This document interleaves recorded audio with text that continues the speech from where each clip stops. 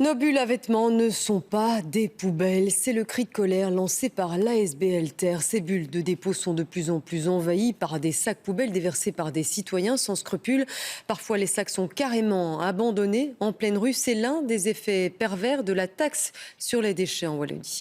Arnaud Pilet et Benjamin Carlier.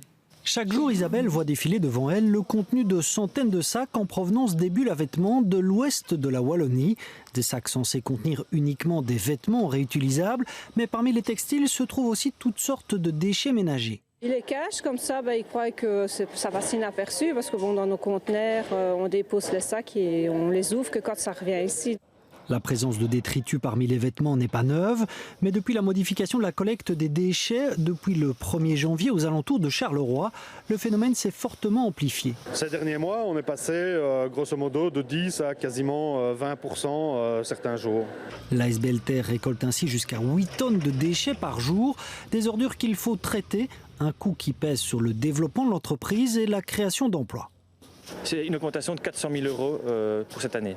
C'est dramatique parce que ce qu'eux ne payent pas, c'est nous qui devons le payer et vu la quantité énorme qu'on collecte, c'est problématique. À Serein, c'est la hausse du prix pour les déchets récoltés au-delà du forfait qui a provoqué une multiplication des dépôts clandestins par des habitants mécontents.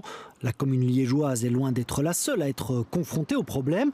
En fait, chaque fois que le prix de la collecte des déchets augmente, les communes constatent davantage de dépôts sauvages.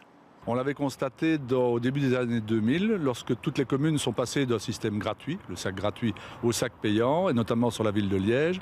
On a vu une explosion de dépôts sauvages parce que les gens devaient acheter 1 euro le sac, il faut 50 sacs pour un ménage, donc 50 euros.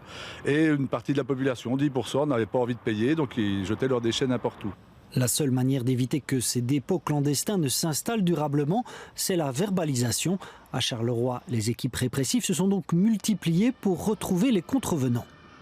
On est passé déjà depuis 1 an à une phase répressive et donc on augmente nos agents constatateurs pour verbaliser et on s'est doté de véhicules banalisés, de caméras qui vont filmer 24 heures sur 24. Le coût des amendes administratives varie d'une commune à l'autre. À Charleroi, par exemple, le tarif est de 250 € par dépôt clandestin.